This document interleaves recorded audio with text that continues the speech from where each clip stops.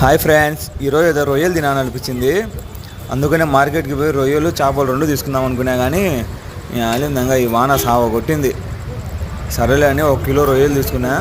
ఇదైతే మాకు 250 రూపీస్ పడింది.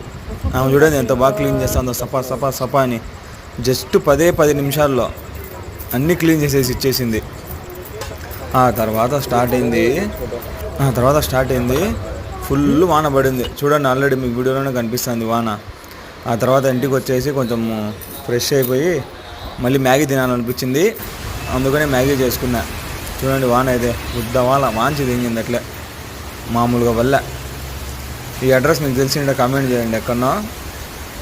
ఆ తర్వాత వచ్చేసి మా అమ్మ వాళ్ళు ఫిర్నీ ఇచ్చినారు. మా అమ్మ చేతి ఫిర్నీ అయితే అమృతం, సూపర్గా ఉంటుంది. మీలో ఎవరికైనా కావాలంటే చెప్పండి, చేయించుకొని వస్తా. మ్యాగీ కూడా రెడీ అయిపోయింది. ఇంకా మ్యాగీ తినేస్తానా. బాయ్.